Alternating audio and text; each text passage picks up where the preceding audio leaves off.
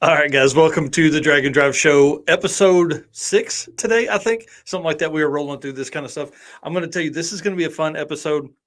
I will let you know, I don't know anything about stick shift stuff, so this is also for me to learn as well. We are renaming Sick Week to Stick Week because of this episode this week. We have 3 guys that are, on the razor's edge of making a record appearance at Sick Week. So we'll talk about those guys here in just a minute.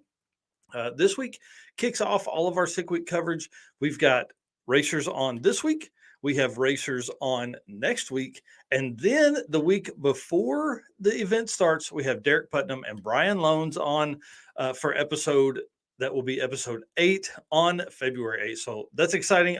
I'm ready for tonight. It's going to be a lot of fun. So have you joined the Drag-N-Drive Addiction Facebook group? If you have, thank you for being a part of that. But guys, we are 15 people away from 10,000 members. You're going to add somebody. Make sure that they are, somebody that is going to fit in with the group that's over there and all that. All right. And then have a huge announcement to kick off right now before we start the show. The circuit event, which is the event that I host in Joplin, Missouri at Mocan Dragway on April 14th through 16th. We have been approved to bring 25 more racers onto the event. So we'll go from 100 limited to 125. Thank you so much to Carl and Craig and Tyler and the entire team at Mocan for allowing us to do that. I'm really excited about having these extra folks on. We have 38 people on the wait list, so we will obviously bring a lot more people forward. But I'll tell you, anytime somebody jumps on the wait list, that may mean they're not ready either. So if you want to join the wait list, Eric, can you share the link to the wait list? Eric is backstage right now. I'm going to bring him out right after this. He's going to share the link to the wait list in the comments. So if you guys will jump on, if you intend to show up at the event, get on the wait list. I'll be reaching out to all of the racers on that list after the episode tonight. All right, dude, that's enough of my early stuff.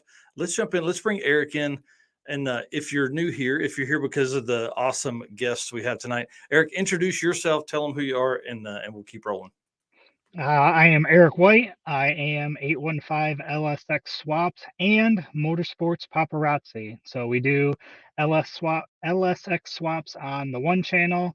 Motorsports Paparazzi is all about event coverage. So you will see me at events taking pictures, videos. I just dropped a huge album of Drag Week Huge. 2022. Like It's like probably 340 pictures, I think, something like that. yeah, yep, quite a bit. So if you Facebook, you can go check out that whole album. Yeah, it's a great one. I tagged a ton of people that I recognized in there, and so all the folks that I didn't recognize, go in there and make sure you you see the events if you were on Drag Week and at Byron. All right, so the racers we're talking to tonight, record holder for the fastest stick shift average of Drag-N-Drive, Chad Fegley. Then we've got Taylor Hedrick on, and then rounding out tonight's guest is Jeremy Howell.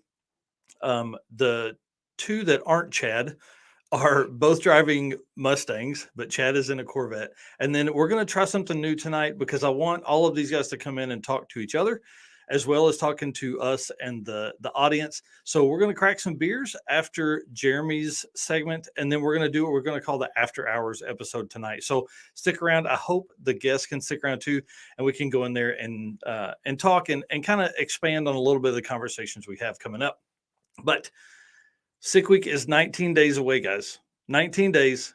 Literally, you need to dig deep in your soul and figure out if you have enough time to make the event. Like, be realistic when you look at your car as it sits right now. Because if you do not have time to finish the car or the parts are inbound, things like that, you're not mowing your yard, you're not shoveling your driveway, all that kind of, like, you need to be really serious about looking at this.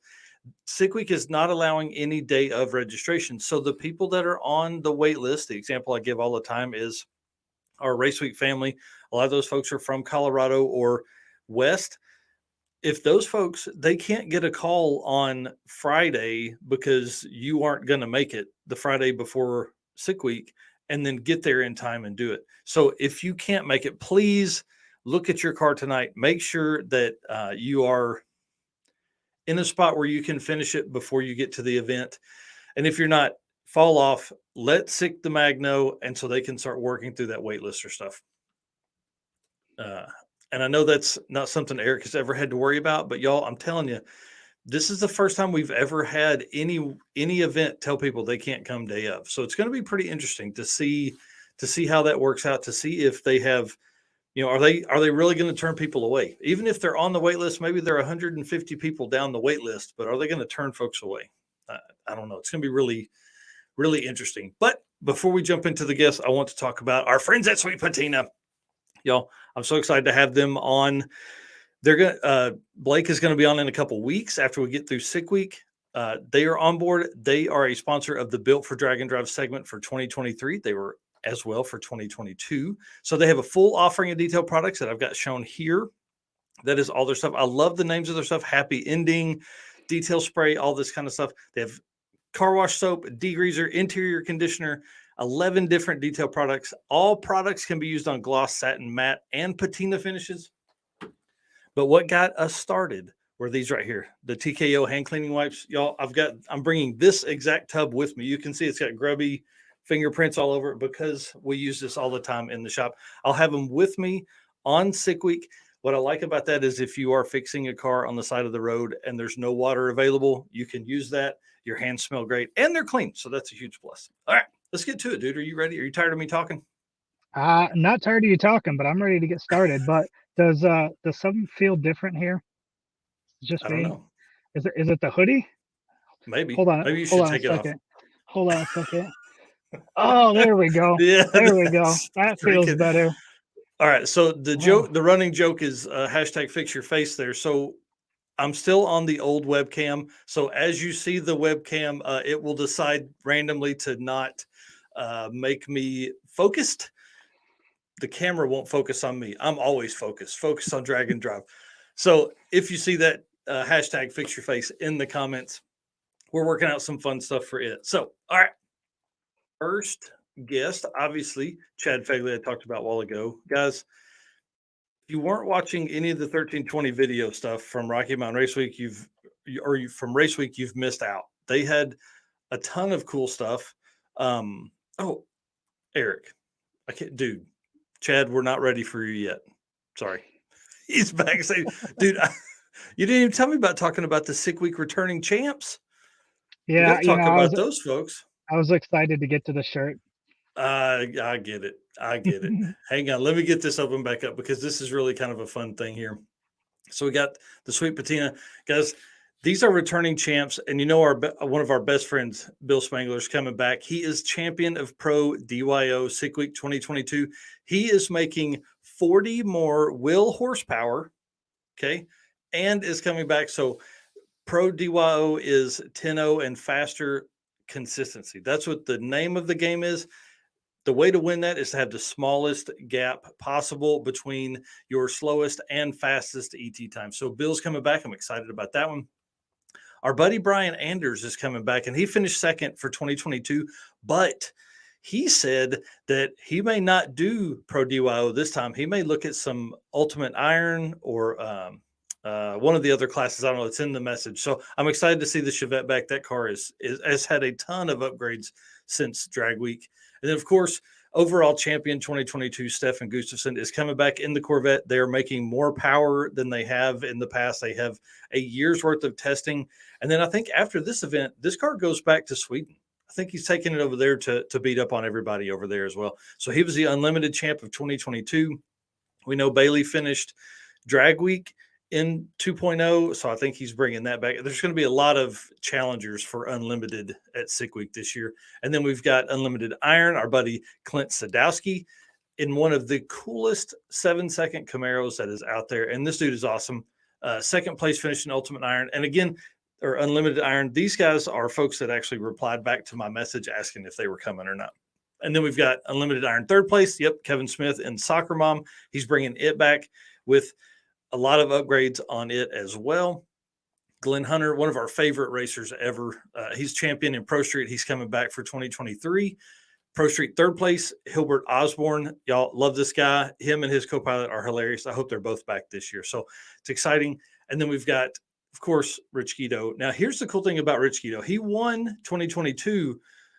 His car is, high 8-second car. And he was actually, Chad, who's on here tonight, was on the Rich Guido and Bill Armstrong Stick Shift Nation podcast, Clutch Burners podcast, a couple weeks ago. And I actually got a ton of information from that episode for the episode tonight. So after this, you watch this with Chad tonight, jump over to the Clutch Burner podcast and watch that. It's all stick shift, and it's generally centered around Drag-N-Drive racers, just because Bill and Rich know so many of those guys. But he was champion in 2022. He is coming back, and he is driving it from Canada. Frank Romano is coming back, stick shift, third place 2022. He's coming back for 2023. And I looked back on the 2022 sick week numbers. Man, I feel like I've said 2022 like 47 times. I looked back, there were 32 stick shift racers in that class in 2022. That's absolutely insane. So it's going to be interesting to see if we have more racers for that class this year. Naturally aspirated, the Tab Scotts are coming back. Doc McIntyre is coming back in the Sea Red Camaro.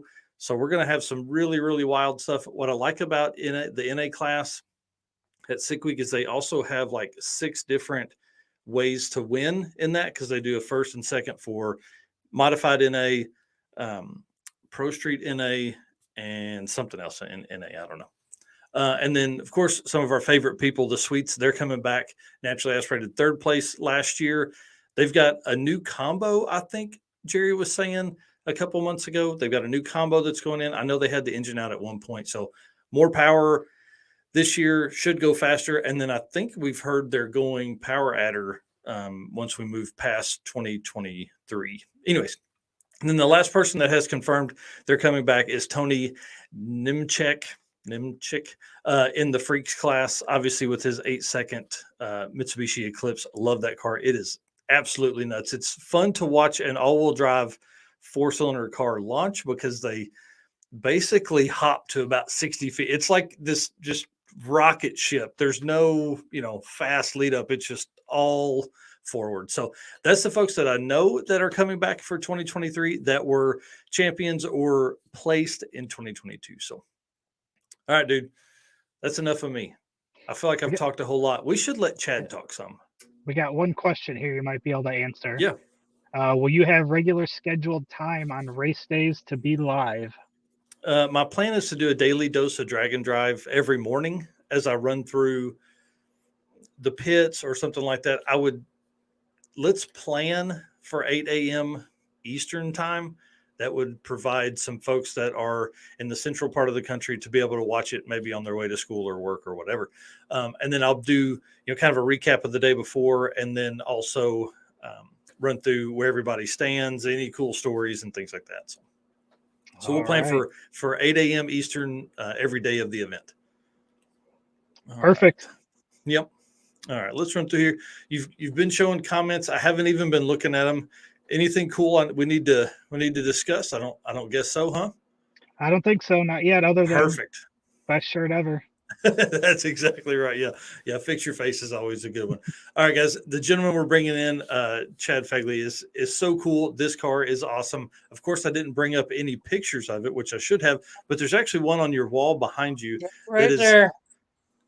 That is a favorite picture of mine, bar none. And I don't know who took that, but it's so cool seeing just the flame bursts and all that kind of stuff. Yeah, that was from 2021. My wife blew it up for me, and I have it here in my office, and I love the picture. Everyone that sees it loves it. Yeah, for sure. Well, I mean, we love that car too. There's a lot of really neat things I heard in the episode with Rich and Bill that we're going to talk about here tonight. A lot of really interesting parts of things that you've built on that car, or like placements of it and things like that. Anyways, let's jump into it. Tell people who you are, and then where they can follow like the build or what you're doing on social media. Cool. My name's Chad Fegley. I own and operate the Shop Inc. here in Lincoln, Nebraska. I'm really only on Facebook, but I interact really good on Facebook. So if you ever have any questions for me or whatever, just hop on Chad Fegley. It's a picture of me and my mom. And as far as my shop, it's a performance shop mainly. We still do regular automotive repair as well, but try to focus on just performance stuff. I have a couple chassis dynos, A lot of fabrication equipment. Did you say a couple chassis dynos? Couple. Yeah, I have a Mustang dyno and a dyno jet. So, I mean, obviously, the first question everybody asks, yes, they do read different, I would think. They do, yeah, and that's why, I started with the Mustang dyno and just got tired of explaining to people why the numbers are lower than what they were expecting. And so when I was able to purchase a dyno jet, I jumped on it. That way, if they want to know, I can show them. That's right. So, but how hard is it to explain to people that the dyno is just a tuning tool? Like, we're not looking at final numbers here. I'm looking at trying to tickle these keys and make this right. It's better now. Back in 05, 06, all they cared about was what the numbers were. Now people are starting to realize it's just a tuning tool and numbers really don't mean all that much. Just depends on what it does at the track. Right. Well, currently you are, like I said earlier, you are the quarter-mile national Drag-N-Drive event record holder with your 2022 race week average of 8.063. Dude, and you ran a 7 during the week. And it's crazy. Like, if I would have known that my average was going to end up at 8:06, I can't remember what day it was that I ran like 8:30 and turned in that time slip. Like, I would have went and made another pass, But 8:06 is amazing. Like, I think that's just awesome. It really is. Yeah, I was super happy with that. And I think it builds up to 2023 as well, because race week is one of the last big events of the year. You have race week, and then you have drag week right behind that. So there's now next year they'll be different because we'll have death week, but landing it there at the end of the season, I wonder how many people went, oh man, dang, I'm not going to be able to beat that this year. Dude, an 8.0 is absolutely insane. So let's talk about some of the, obviously, work that goes into putting a car together like that. One, because I understand you have the factory location for the trans and stuff still. Is that right? Yeah. The trans and diff is still all factory location, still independent rear suspension. Dude, that's insane. I've got here you were the first 7-second pass in Drag-N-Drive for a stick shift car. That's pretty awesome. And then you've done 3 race weeks. Any plans to move out into some other stuff? I know you guys are in Nebraska, right? Is that what you said? Yeah. You gonna make the venture to another event possibly? It just depends on scheduling. What I really liked about Race Week 2.0 is it was later in the year when we weren't super crazy busy, so I could be away from work, which is the same for now for Sick Week. It's kind of our slower time, and it's cold as shit here. So a perfect time to get to Florida where it's nice, So it just kind of depends on what the scheduling's like.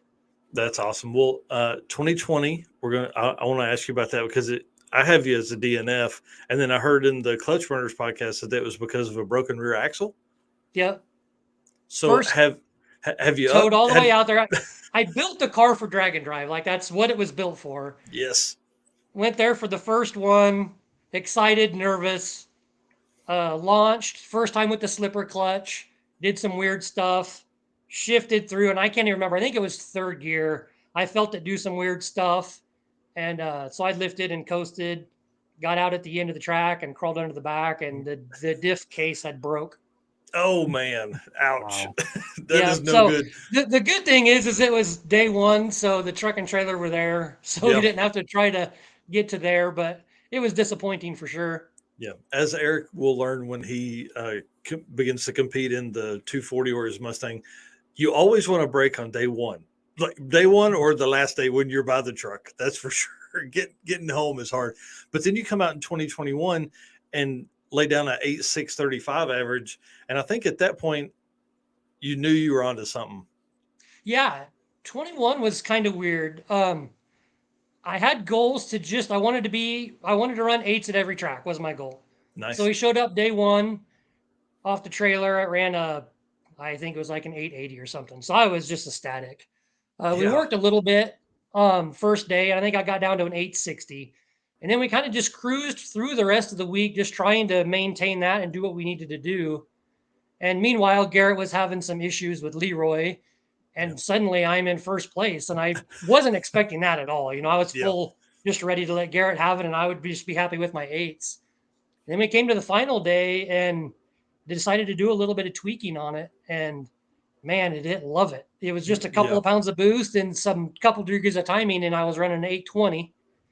And then I added a couple more pounds of boost and ran an 809. And I never in my wildest dreams did I think that it would be even close to that, but That's wild that you are still on a stock rear diff setup and running those kind of times. I mean, typically, like a lot of the vet guys go to like a live rear axle, right? I mean, am I crazy to think that? dude, yeah, Garrett, like with Leroy, had the same as I do up until this last year. Yeah. It definitely can break a lot easier. I feel they're definitely not as strong, Yeah. and it's an IRS, so you don't have good adjustments for four link like you do going Yeah. straight axle. You're kind of just dealt with what you have. Yeah. And definitely, I think you were saying in the other episode we're going to talk about in a minute, as you launch, there's no way to, not squat. What's the other way? What's the other direction? It squats, yeah. An IRS car squats. It doesn't have Yep. anti-squat, which There you normally go. you want with a radial car. You want to have anti-squat, and an IRS car, you're pretty much just dealt with what it has. It is what it is. So in that case, and this is probably more than we need to ask, but are you turning the compression up? You're trying to limit the compression on the rear? Yeah, like I haven't really even played with my shocks. Aside from the first time that I went to my local track, the first time on the radials, Joey and I just played with 60-foot times and adjusted it to where we got it to work at our home That's track. awesome. And I haven't touched them since, honestly. Just left them where they are, and Yeah, hey, so it there's works for probably that. some to be picked up there too at some point. But That's cool. Well, first you got to lay down a 7, then you can start picking it up. Now, right. you told the clutch burner guys that car is probably capable of some low 7s, like 740s. Is that right? I mean, I like feel that's like it is for sure. crazy. So a 794 was with 32 pounds of boost on a 102 Pro Mod 102. I mean, that thing will make 50 some pounds of boost. Wow. How much power it'll make at that, I don't know, but I fully expect to be in the 40s for boost at 6 weeks. So Yes. we'll see what Let's it go. does and go from there. Yeah, that's exciting. Well, I'm telling you, I'm I going to be figure down worst there. case, if it breaks, I'm in 80-degree weather. Yeah, that's exactly right. Yeah, you're on vacation already. So, Yeah. well, one of the biggest questions everybody always asks is power level. I mean, are you willing to give up some of kind of what you make? Maybe tell us our For sure. Mustang dyno number. That's Right. So, it makes 1400 wheel at 23 pounds. wow. Like I said, I run 32 pounds was what I was on Yeah. the 794 run. I launch at 8 pounds, and then by the time I'm out of first gear, it's about 25 pounds, and then shortly into second gear, it's at 32. Golly, man, that's Do you, awesome. do you want to tell everybody a little bit about the car? What's done to it? Sure. Kind of a Yeah. little It's about a it. LSX block, trick flow, LS3 heads. It's a Pro Mod 102 turbo. It's on methanol when I'm racing. Mechanical fuel pump, cable drive deal. Face plated T56, 340 ratio rear end on a 315 radial. Wow. Chassis 25.2 that I built for it last year. Yeah. That was Yeah. a pretty Sorry, big undertaking. I can only imagine. What Yeah. you had said that your wife is going to sick week with you. What how does she feel about getting in and out of that thing? Well, I've been giving her a hard time because she went with me in 21, and that's when it still had the 850 cage with the swing outdoor bars and the stock Corvette seats. So I told her that it's going to be a little bit more barbaric now Yeah. than it was then. So she's been warned. We'll see. Now, this picture I just pulled up real quick from Facebook, but this is a shot. Looks like it's from 2017. So I pulled that up from the shop. Yeah, But that's at my home track. Yeah, yeah, I-29. car looks completely different now. It has this like big turbo inlet laying like right Yeah, here. that was actually when it was pro charged. Yeah. So So do you when want did to you give us? switch? Yeah. When did you switch from Pro Charge to Turbo? So if I DNF'd in 20, it must have been 19 to 20 was when I switched it over. Okay. Wow. And Because I really kind didn't of have. Actually, that's not true. I raced at Joe's Memorial Race for the first time with the turbo on it. man, my dates are horrible. I think Joe died in 18, so I must have had it ready for 19. And what Wow. made you switch from Pro Charge to Turbo? Belt slip and broken belts. Every time I'd be on the two-step, I would, not every time, but a lot of times I'd break a belt. And with the way the Pro Charger setup was on the car, it was a freaking nightmare to put a belt on it. Mhm. And I didn't get a race very often. And I remember I towed to Kearney to race one day, put it on the two-step, first run out, broke the belt. And I said, that's it. I'm done. I'm I'm not not going doing to this deal with that anymore. anymore. Yeah. So, Well, you said the trans is a G-force. I've got in my notes here, it's face-plated T56. yeah. What Yeah. what kind of RPMs are you running on the highway? I mean, you got to be nothing. It's good. And I need that. So with my Yeah. radiator in the back, it's pretty weird. It's almost opposite problem of what people would think. The car can sit in idle in 100-degree weather all day long and Mhm. never get over 170. It's got some weird airflow issues going on, and I've tried with different uh, ducting and stuff to make it better. Mhm. But the faster I go, the more RPM I get on the road, the hotter it gets. Hmm. So I've been trying with tall tires and everything to get as RPM as low as I can cruising to keep it to run cool. So Yeah. I normally cruise at 55 or 60, like 1500 RPM just to keep it Wow. cool. Dude, that's crazy. just puttering along. Yeah. Um, Obviously, stick cars are driven by the clutch and your left leg, but a lot of that takes, do you want to walk through a little bit of, who you use for the clutch and how that stuff is set up to a guy that doesn't understand anything about slipper clutches or Bill's, his bank shift Billy, anything like that. Right. Yeah. So the clutch I run is a Black Magic.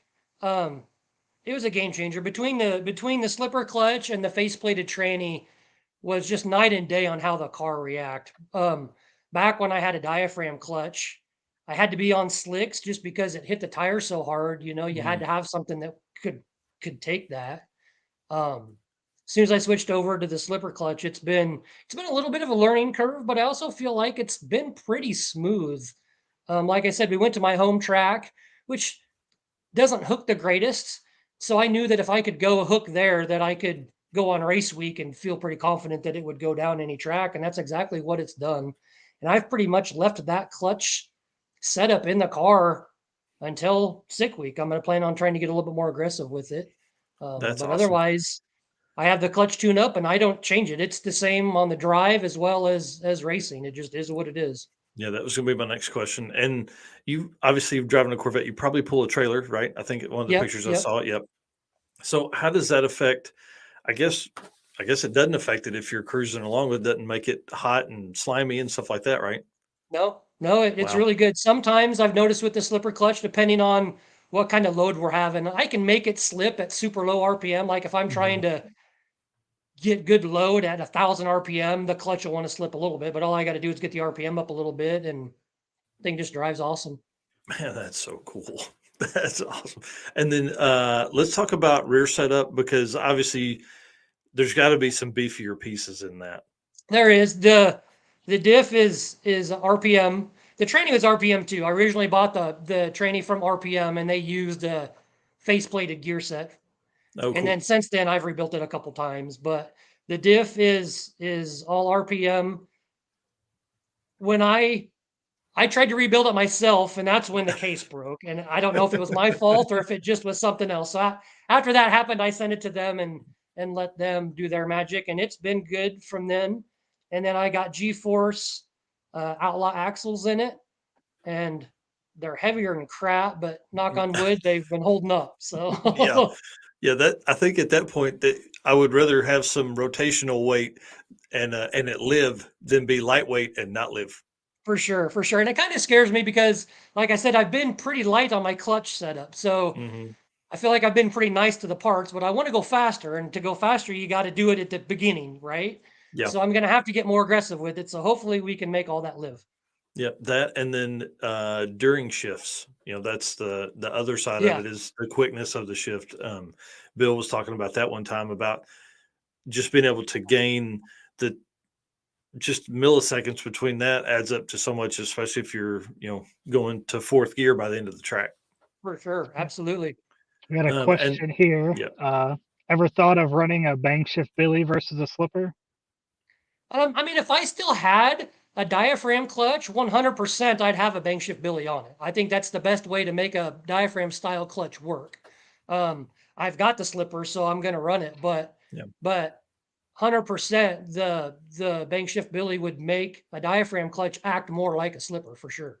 yeah. So for those non-stick shift people, could you elaborate a little bit on bank shift Billy and what a slipper Yeah. is? So what it does, and hopefully I'll do Bill justice on how it all works, but um, it essentially is a solenoid control that you can program. So you can let off the clutch all the way, but the solenoid's controlling the application or the release of the throwout bearing. So it can be more precise than your foot can, and it can somewhat slip the diaphragm clutch easier to make it act more like a slipper. Okay. Yeah.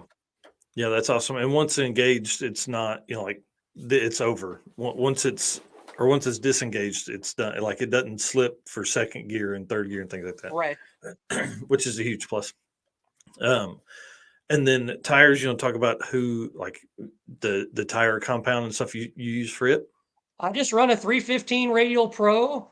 Um, I drive on the same tires that I race on, mainly because, like I said earlier, I need height to get Yeah. the gear ratio, Yeah. and I couldn't really find a street tire that was that tall, and my trailer's not big enough to put it on there, so I drive on them, and it was good the first year. Last year at race week, we ran into a rainstorm, and it was white knuckle. It scared the shit out of me. So I'm sure we'll run into rain in Florida in February. So Yeah. hopefully I'll just drive slow, and it won't be at night, and it won't be in downtown Dallas, and it'll be better. Dude, the Dallas trip was brutal. So I don't know if you remember, but we have the Narcs cart, which is the Grand Marquis that's got it's like a roll cage body, right? So we got up at like 6:30 that morning to head out of town and made it out just before the rain. But everybody in behind us, we'd see them at gas stations, whatever, they would catch up to us, and they were like, "That was insane! That was insane It cruising was through not a good all night. I that didn't traffic." enjoy Yeah, that drive. It wasn't. Thank God yeah, for the trailer having tires on there, because I feel like the trailer kept my car. Like nice. there's times I could feel the car going sideways, and the trailer would straighten it up. It was hairy Yeah, having the extra weight there's a huge plus. for Um, sure. I do think racing and driving on the same tire is probably a great way to save your back, because there's so much workload that's put into making the switch over at each track. You got to think, like, if you pull in, and this is for people that are at home thinking about doing one of these events, if you're at home or if you're at the track and you go to, every day you've got to, so one, you're carrying the jack to the car, two, you're jacking it up, three, you're on and off of the tires, and then it's on and off of the tires again after you're done racing. So and with radial tires these days, I mean, I think that's probably the best way to go if the weather's going to be good. Now, if it's going to rain every day, you better have some street Actually, tires. the first year I was on slicks for race week, and then I borrowed a buddy's trailer that had the mounts, so I Hmm. took a spare that I was going to drive on. I don't know how that would have went because I didn't get to do it, but I'm glad that I made the radials work, because Yeah, it just works out really well.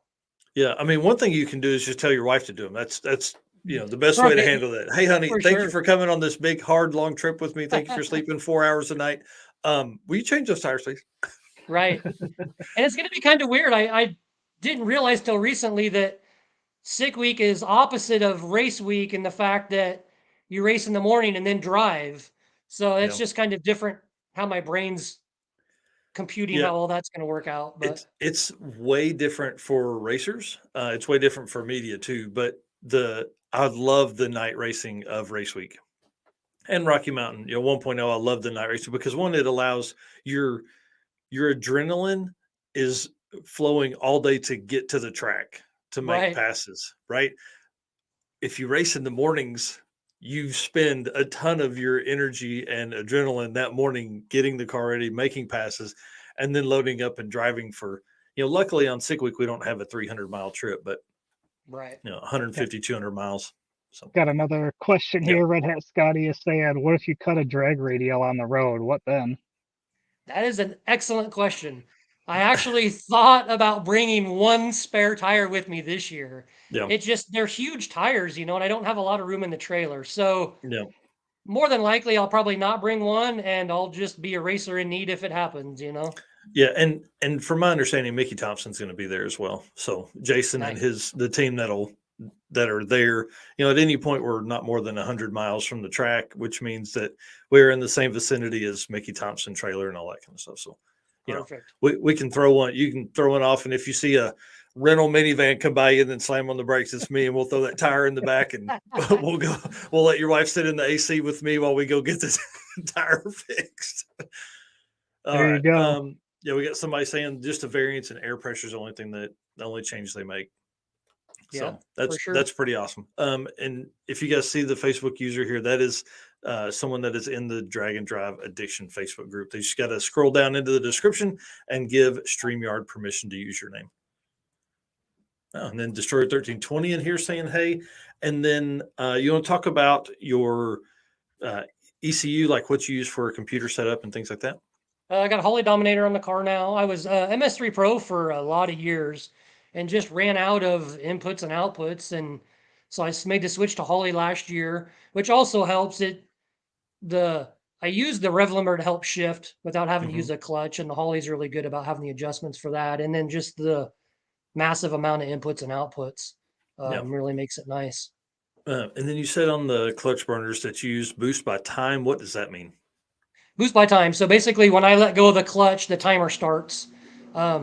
So I know that I'm in first gear for X amount of seconds, and I can tailor the boost based off of what the data log shows I was in each gear. Cool. Yeah, so it works out pretty good for that. And then I'm pretty excited this year. I finally added an input speed sensor so I can actually see what my clutch is doing on the launch. Nice. Yeah, it's Corvette with the training bee in the back and a torque tube. It's kind of hard to get a place to pick that up. So while I was doing the training this year, I made sure and added one. So I'm looking forward to having that data. Yeah, that'll be really interesting to see. I love the info and the data side of stuff that we end up with on Drag-N-Drive stuff, because so many people, it's not just the cruising around that people care about. It's like, okay, how much slip did I have going down the track? How much out of the hole, all that kind of stuff. So it'll be really fun to have you back on talking about that when you set the 7-second average new setup. And then that would be amazing. Yeah. Yeah, dude, I'm telling you, I have a feeling we're gonna end up with a 7-second average at the end of Sick Week, whether it's you or one of these other guys on tonight. Agreed, for sure. Yep. One thing before we talk about Sick Week coming up, so you beat Cletus 21. You talked about that, but dude, it was by 0.11 average. That's nothing over 5 days. That's like 0.2 or 0.02 over 5 days average better than him. That's pretty cool. That had to be a good feeling. And I mean, did that come on the final day with the car turned up and stuff? It did. Yep. Going into the first day, I was in the lead, and then Garrett was having some issues, and then I just kept tuning on the car and going faster and faster. And then we ran that 809, and I think it was going to make Garrett have to run like a 770 or something to be able to do it. So we were pretty confident then that it worked. So it was pretty amazing. It was awesome for sure. Wasn't expecting it. And that's what made it so special is, I wasn't trying to do it. It's the way it panned out. So. Right. And then you talked a little bit about having the wife on as a co-pilot. Has she ridden in the car since the new seats and cage and all that? No. She stepped aside last year for race week so my dad could go. Mm-hmm. So she hasn't been in it for a couple of years. So. Oh man. She'll at least be used to the exhaust in the front. That's all the same. So that kind of bugged her the first time we went, the fumes, but. Yep. Now, when she went with you the first time, was it 25? You said 25 2 cage, 25 3 cage. What is it? When she went, it was just an 850 cage. Oh man. Yeah. So way different. Yeah. She's going to be. And I had HVAC in the car then. There's no HVAC now. So we learned on race week when it rained that I need to have a fan so I can blow on the windshield. So we got all that ready. And is that the only two co-pilots you've had, is your wife and your dad? Yep. Yeah, so with 3 events, that's pretty awesome, and this will make 4. And then dude, it's so cool to go back and look at the historical stuff of like how your time has fallen and where we're gonna. She said she'll be fine. She said she'll be fine. Yeah, she will. She's a trooper. She'll make it through. That's awesome. That's cool. We're glad she's in here making comments and that kind of stuff. So let's talk For sure. about sick week plans and what you're going to do to at least drop 0.07 seconds on your average. Because that's all we need. We just need a yeah. 790.99. And I feel with the better elevation at the tracks, and ultimately, I'm guessing from what I've seen, tracks that hook a lot better than tracks that I've been on. Getting more aggressive with my clutch and wanting to run more boost.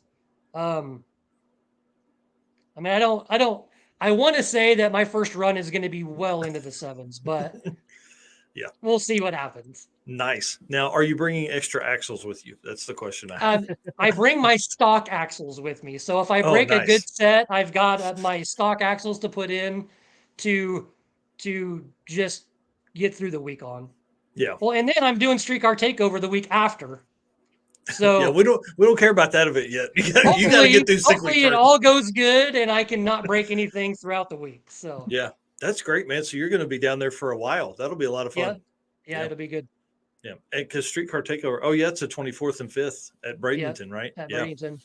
Man, 2 weeks of vacation for you and your wife. What are you going to do, man? I know. Geez, what are we going to do in good weather?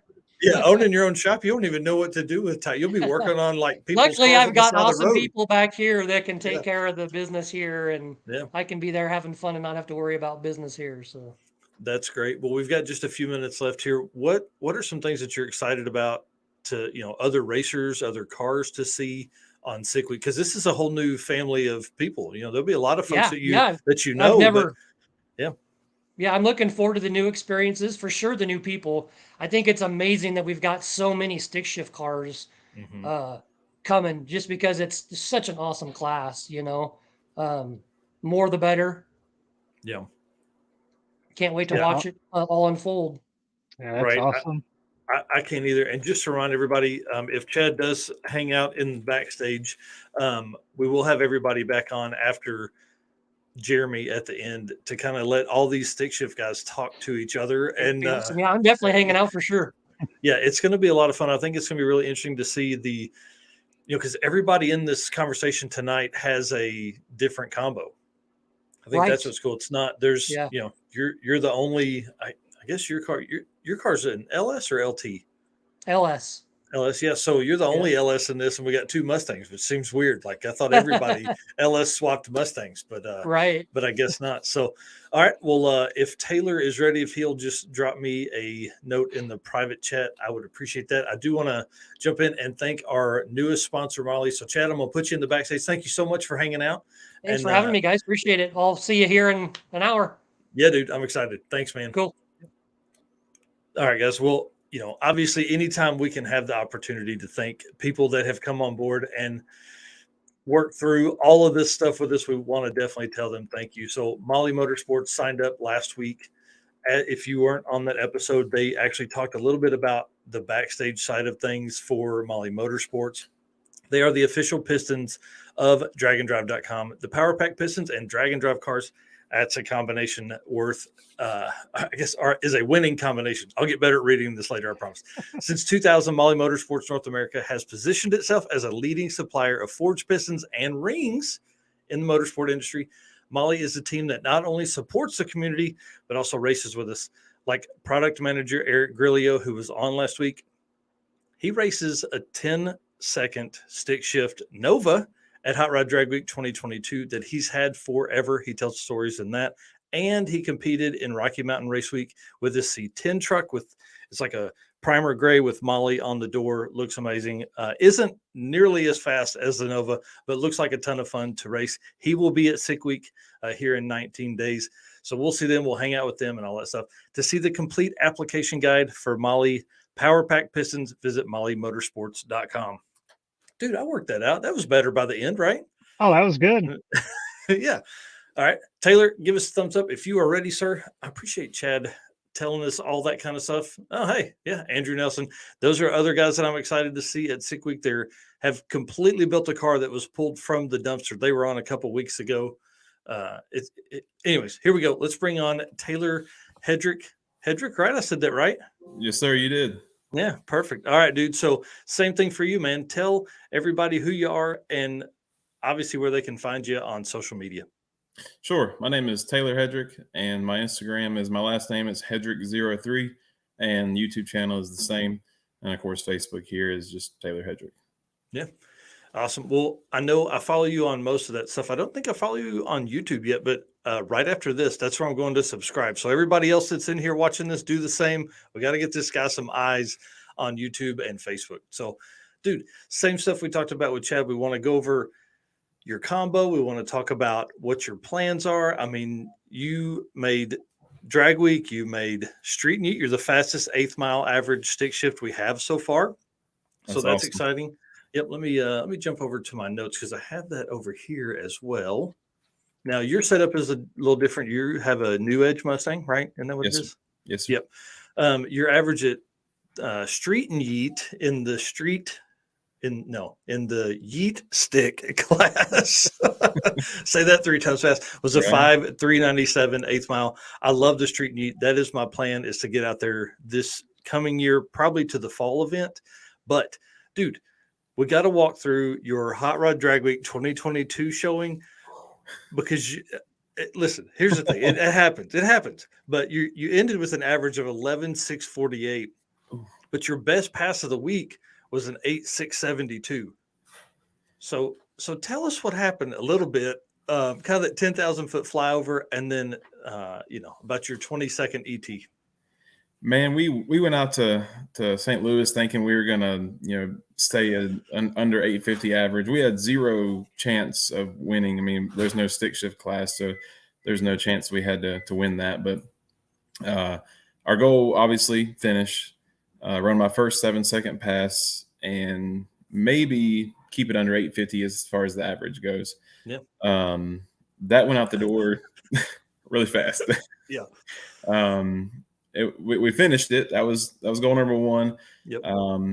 We ran a couple 8s, I think, and ended up hurting the motor, tulip some valves, and we decided to go ahead and turn whatever that pass that day was. I think that was at Byron, is where it happened, and turn that in and go ahead and unplug 2 coils, 2 injectors, and hit the road on 6 cylinders.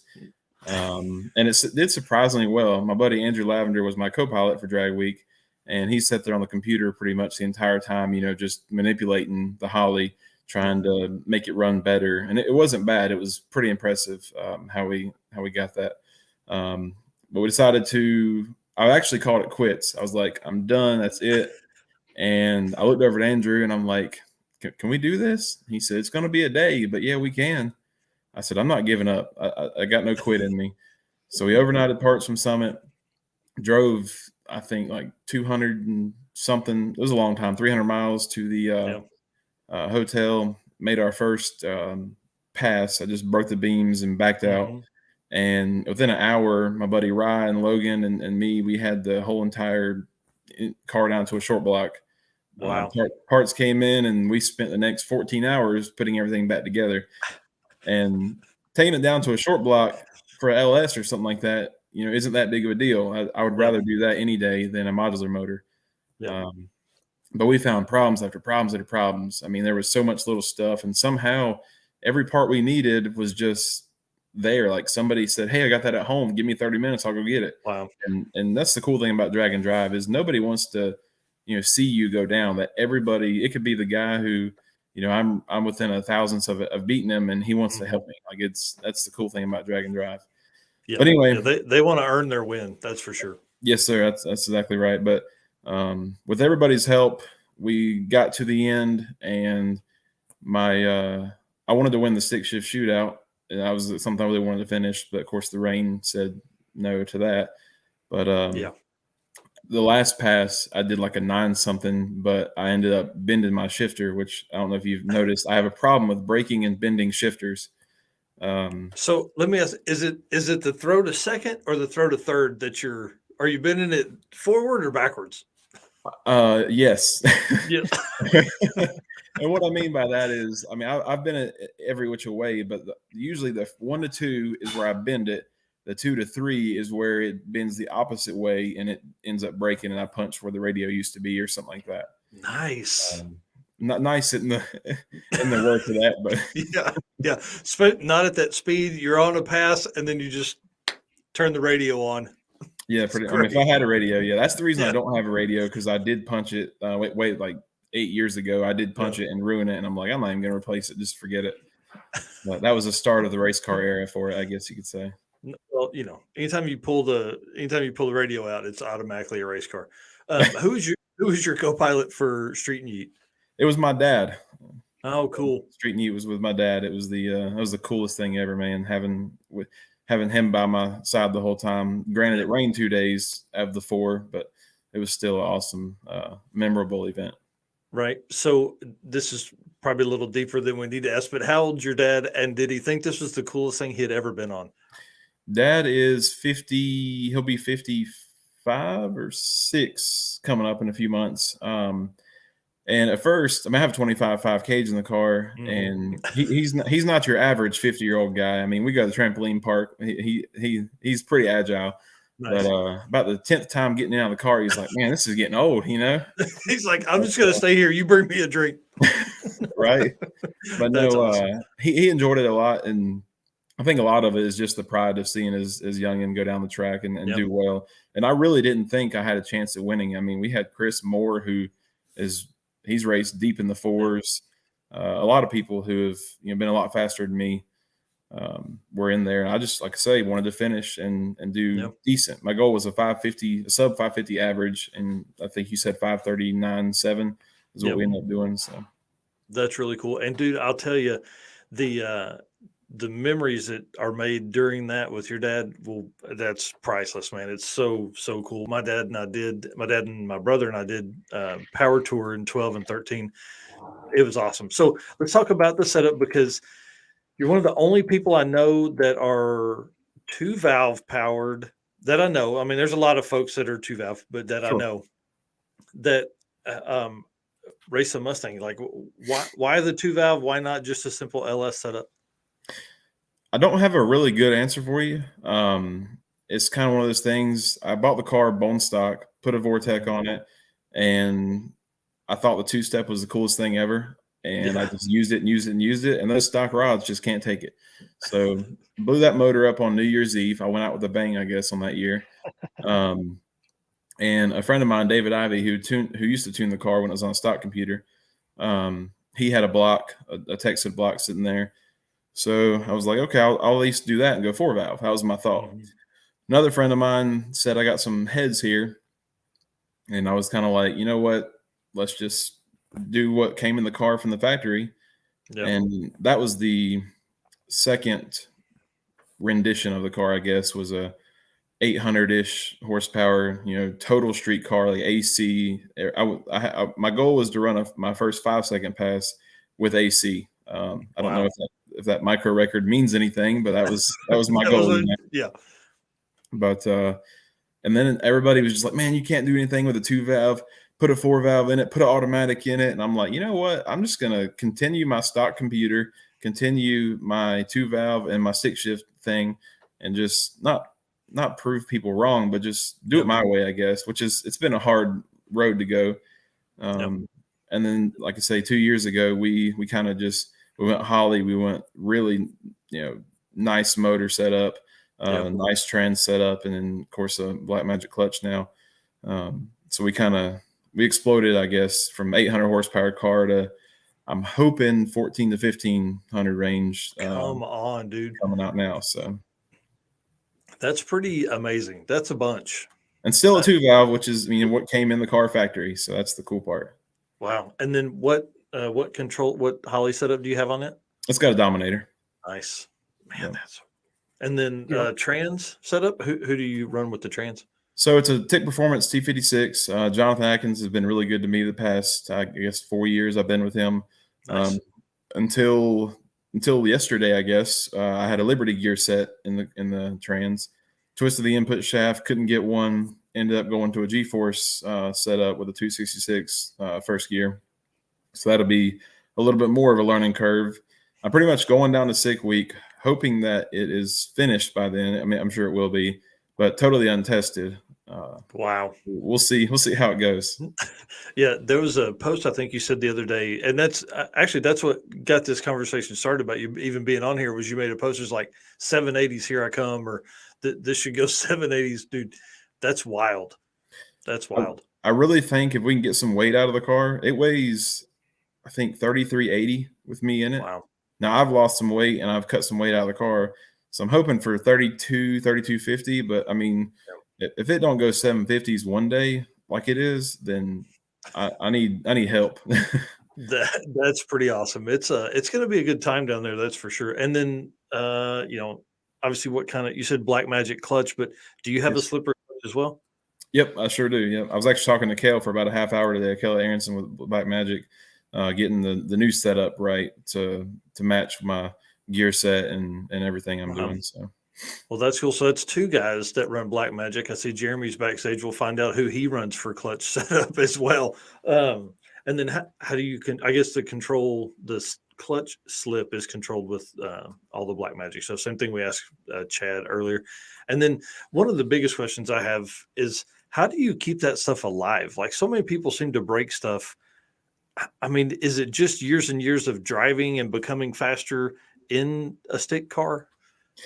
Maybe. So like Jonathan Atkins is the one who told me about the no lift shift and the clutchless shifting, and helped us with the rev limiters, soft limiter, and hard limiter and whatnot, being able to make that happen.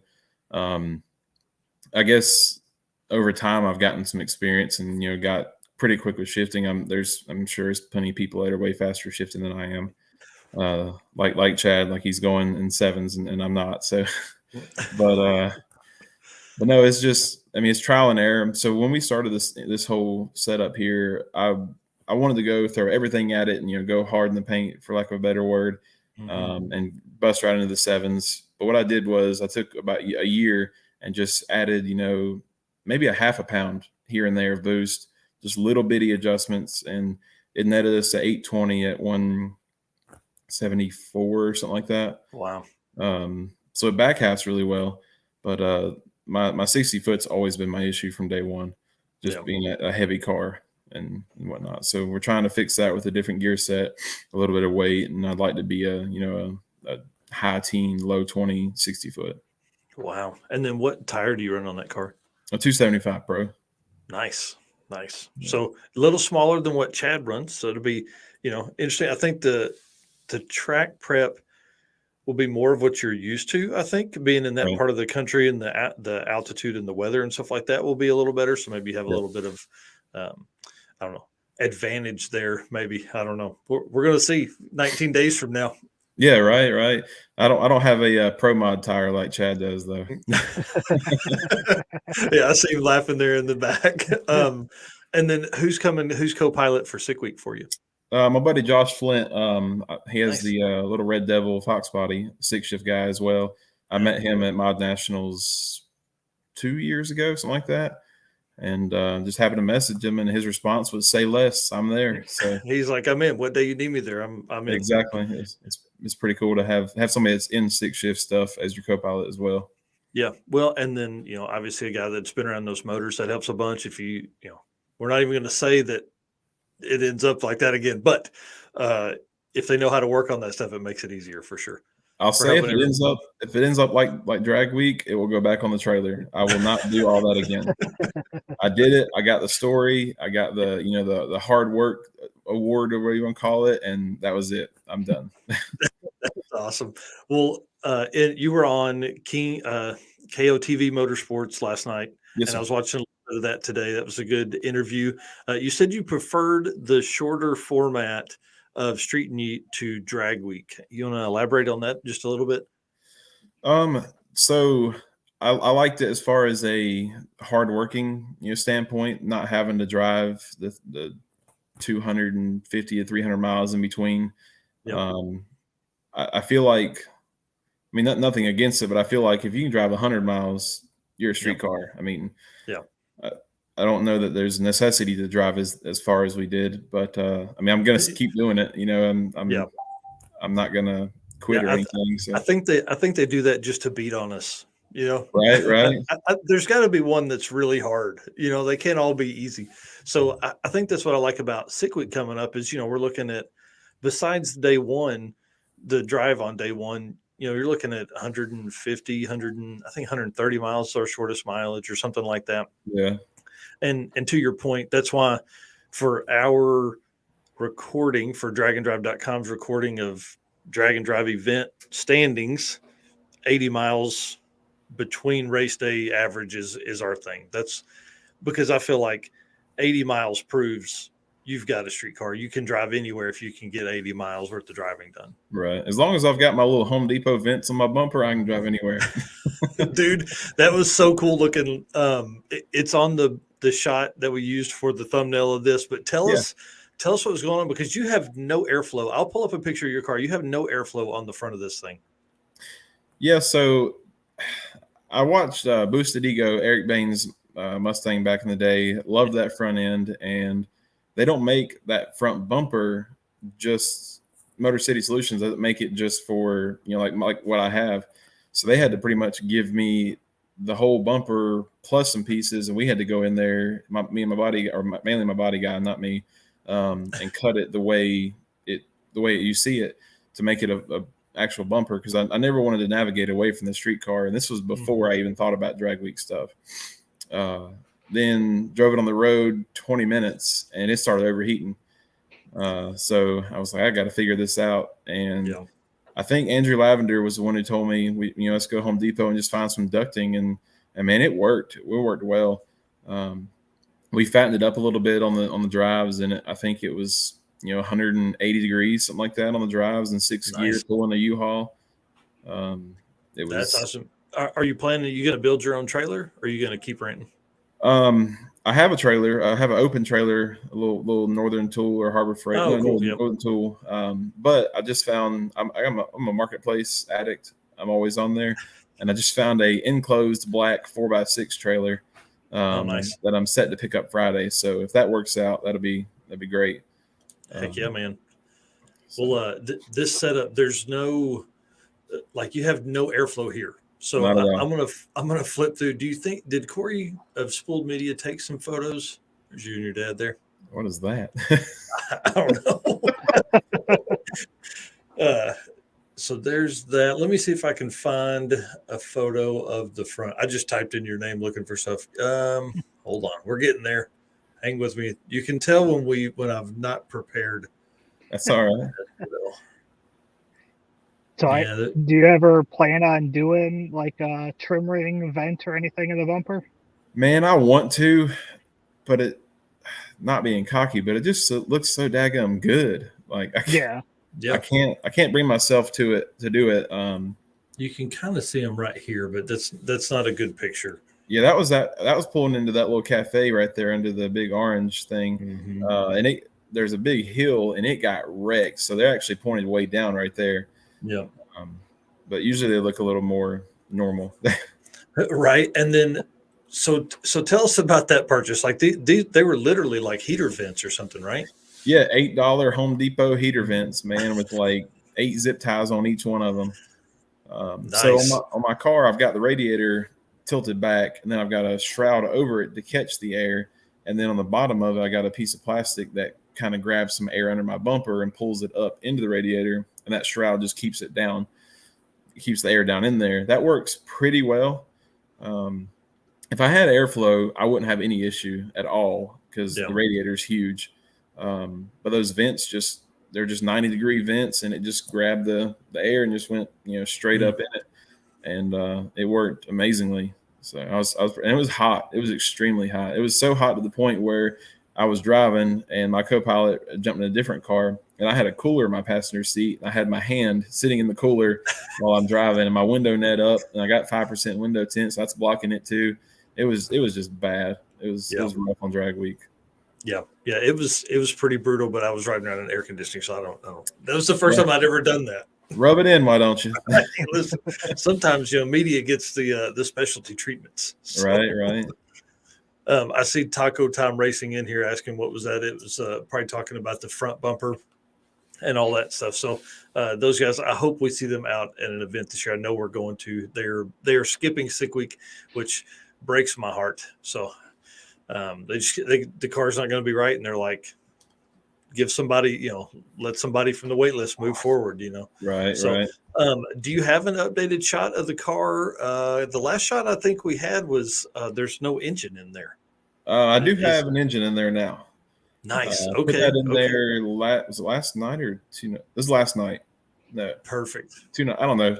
Last night or 2 nights ago. And then also have the transmission in front of the car right now, so it'll go in there probably Friday evening or Saturday. Wow. That's a big move forward. Now, obviously, your turbo doesn't stay like this all the time. No, it's just sitting on the Maven mount there. It was easier to leave it like that. Yep. Now, with the 2 valve, are those forward headers and stuff? I guess you have. How do you route that, or is it a log? How do I what?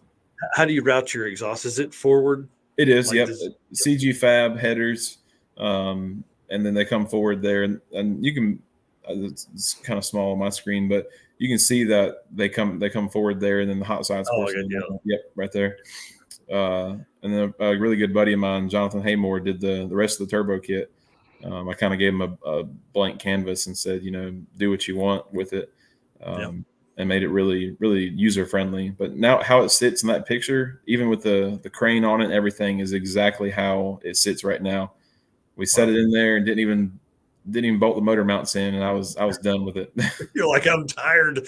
Yeah. Well, 19 days left, man. You got your work cut out ahead of you. I'm sure owning this car as long as you had, you've been around it a bunch. It's easy stuff now. I do see air to water set up here. I mean, any big changes between drag week and now?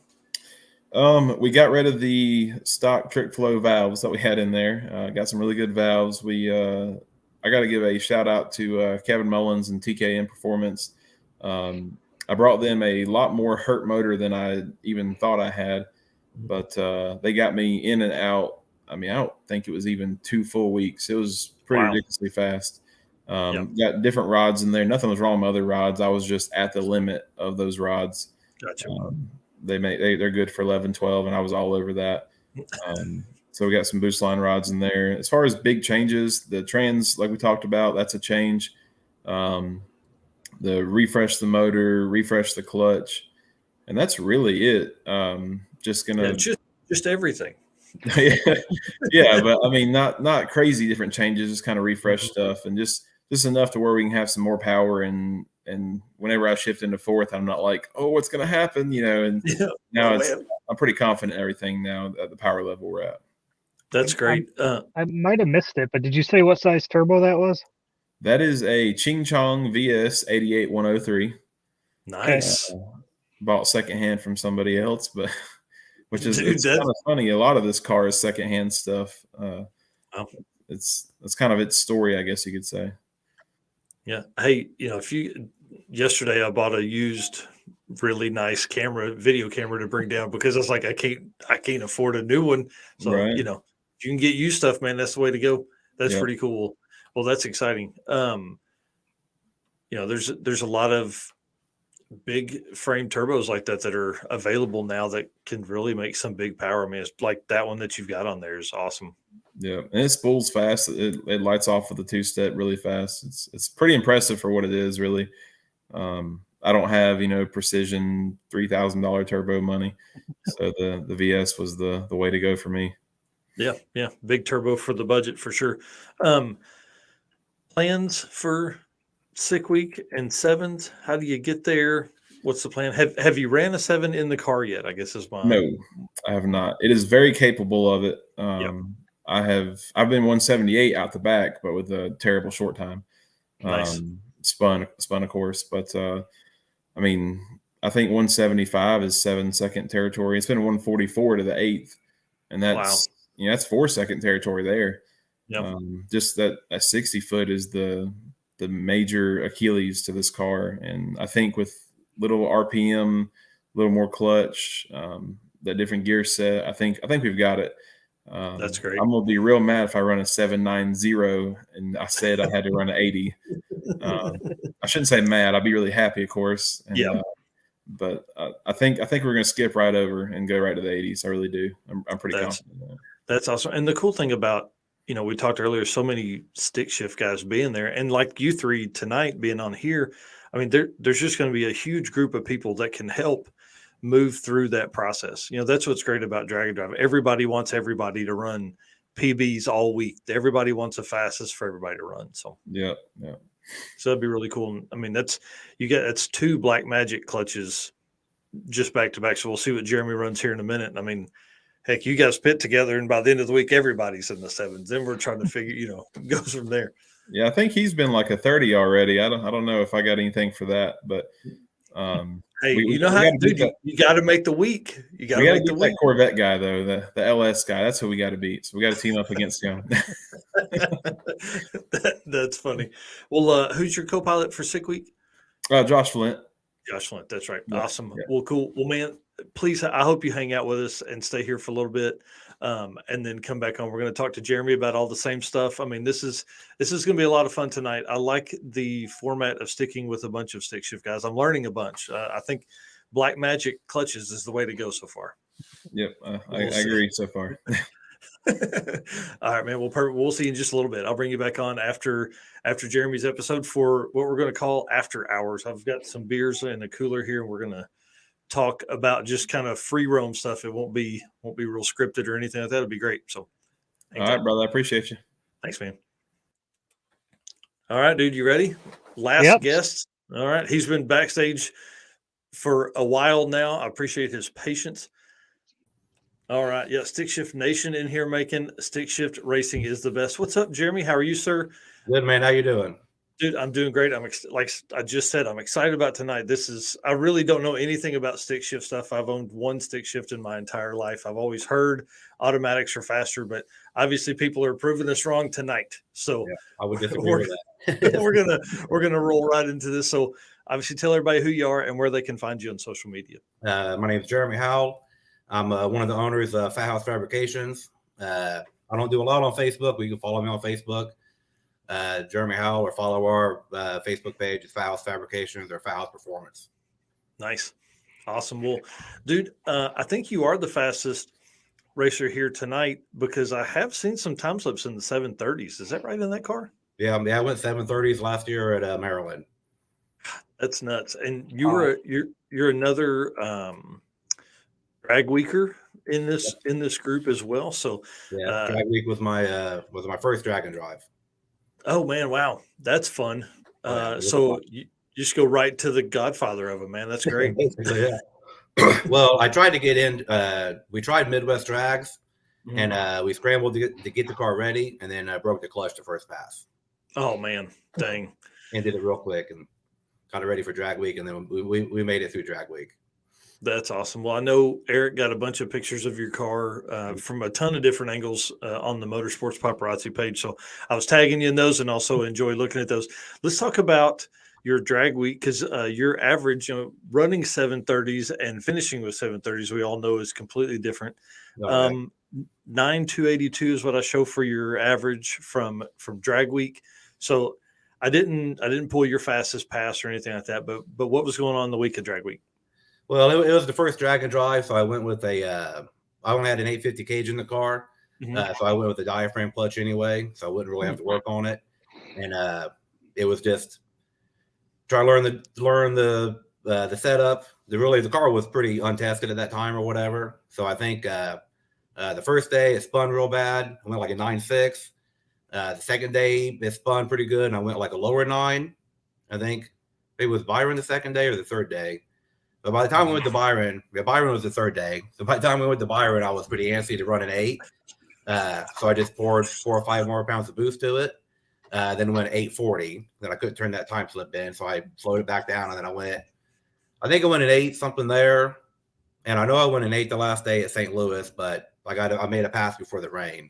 Yeah. So they didn't get out that pass. But yeah, that was sad. I was really hoping it would have been great if they could have opened up the lanes earlier, and I think we probably could have got everybody in one pass on Friday morning. But I get it. You know, they were trying to be as safe as possible. Yeah, for sure. I was looking forward to the stick shift shootout. Oh yeah, for sure. Who is your co-pilot for Drag Week? My buddy Kyle is actually the guy I bought the car off of. Yeah, Cool. What was it ever as fast with him driving it? Oh no, it was like an old school 5-liter, like push rod 5-liter. It was a turbo car. It went like 930s. That was years ago. And then it kind of sat around for a while, and I've had the car for like 5 years. It just was a slow build for a while until about the last year when I was able to put it together. Yeah, it's a really neat combo. It's one of the few that I've seen in person, and I really like it. But let's talk about like power level. What kind of horsepower is the car making now? Well, it's on a whole new setup now. Last year it had a 91 millimeter on it. I mean, on like 23 or 24 pounds of boost, it made mid 1300s on the dyno. We didn't run it harder than that. It took about 34 pounds of boost to trap 195. So 1700 or something or whatever, you know. Dude, that's crazy. Yeah. It went like 154 in the eighth out there. It was rolling. Wow. Yeah. What's the engine combo now? It's a flat plane crank GT350 engine. So it's nice. We do a lot of twin turbo GT350s. Fast Forward Racing engine builds all our engines, and it's our standard package. It's a sleeve short block, Ross pistons, and stock heads, stock cams, stock port, stock throttle body. You know, like we use as many stock parts as we can for sure. Man, that's crazy. Awesome. Yeah, I can't imagine stock cams takes it that far. That's pretty wild. Oh yeah. Is there a VVT setup on that or something? Yeah. Why am I not understanding it? Okay. Yeah, we keep it active. So we keep the cams active, and it makes power to like 9,200. Wow. No wonder that car sounds so good. Yeah, she's a screamer for sure. That's awesome. Well, what do you use to control? Like what's your engine control unit? Motec has a Motec M150 in it. Wow. You're probably one of the few Motec guys that I've spoken with. You know, most everybody runs a Holly setup. Is that just personal preference? Is that your tuner preference? Why Motec? Both. I mean, my tuner is Corbin Johnson. He tunes for us at the shop. We use Motec and everything exclusively at the shop. So, wow. Other than the turbo setup, just for like space constraints and a Fox body, like my combo is basically what we would do to a 350. Wow. Just in a Fox body, you know. Right. And then what trans are you running in it?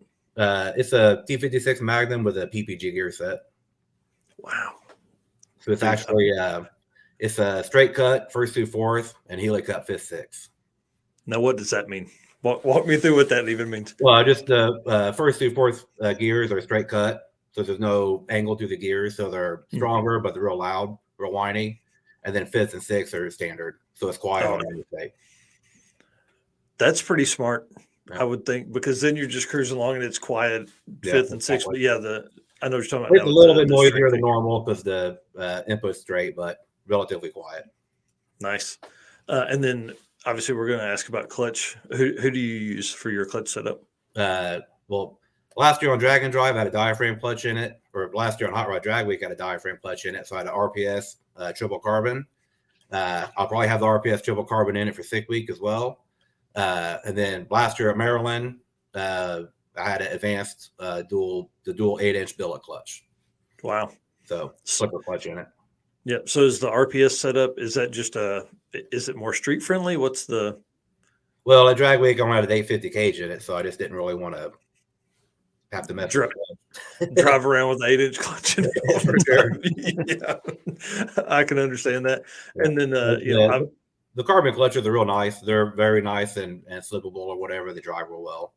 It's the same clutch we would use in a customer package for like a 350 or something. Wow. Man, that's crazy that you can make that kind of power on a stock cam. That really blows my mind. Well, right. It makes it drive great. Like the car drives normal, you know? Yeah.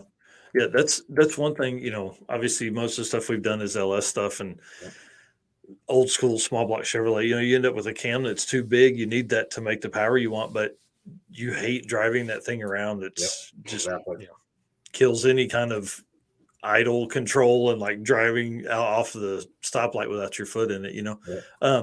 Let's talk launch control. Is that part of the Motec setup too? Yeah. The Motec has for the street, it has pretty comprehensive traction control. I use the traction control at the track. Like it's saved me quite a few passes at our local tracks. We can see the thing spinning the tires, trying to spin the tires all the way down the track, but the computer's keeping it from running away from itself or whatever. We use the Motec launch control and shift cut strategies and stuff or whatever. I don't know that I could really explain it to give it justice. Yeah, no, you're over my head anyways already. Yeah. So, and then the rear axle, what do you have all set up there? It's an 8.8. It's got 10 soldiers, brackets, and brace kit and stuff in it. But it's 35 spine axles, 373 gears. I ran awesome. The Bracket Pro Radial last year when I had the slipper clutch in it. Yep. And then obviously we'll just move right into tires, and same thing this year. You like a 275/60 tire or what? Last year on drag week, I put a slick on it because I had the diaphragm clutch. So thick week will probably be the same. And then it was the Pro Bracket Radial when I put the radials on it. So I swapped back and forth. And then this person's asking whose gears in the T56. Miss what you were said? PPG. That's awesome. Co-pilot, you got planned for Sick Week? Who's coming with you? My good friend and business partner, John Lucas, is coming with me. Oh, nice. That'll be fun. So you spend all week together at the shop, and now you're going to spend all week together. Yeah, right. We've basically been all week together since high school. That's cool. So.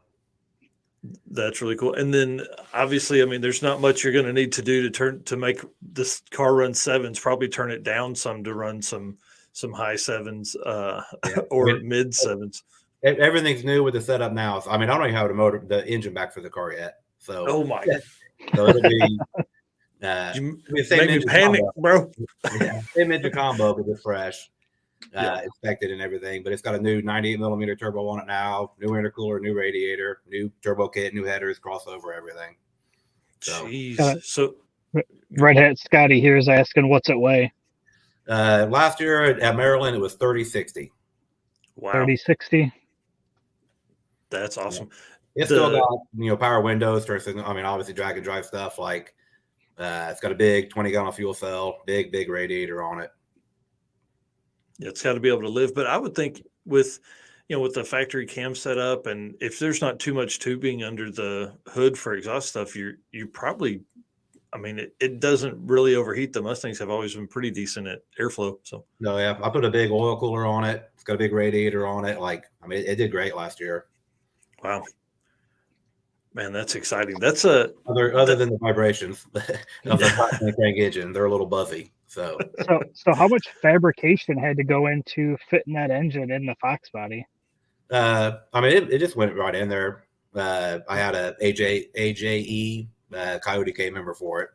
So we just basically went in, and we just built whatever we needed to build to make it fit.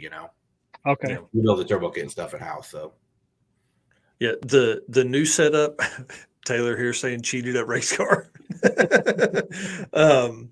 The new setup, is it flow better? You think? I mean, why rebuild the turbo kit? Honestly, I built the turbo kit like 3 or 4 years ago. Never really planning to go as fast as we did. Like I built it to do Drag-N-Drive, but it was just going to kind of be like a mid 8-second car. Mm-hmm. And if the year before last, I drove my business partner's car. It was a black S197, and we ended up getting that thing in the 750s. Ran mid sevens in that last year at Maryland, and then the discussion kind of came up where we ended up selling that car, taking my car a little bit farther, and then that turbo kit was just pretty maxed out. It was like 1.5 inch primary headers, 2-inch crossover, and like a S400 base turbo. There was an S400 base 91 millimeter from Robert at Force Performance, and it was. Like in Maryland, basically I would shut the wastegate off the clutch switch.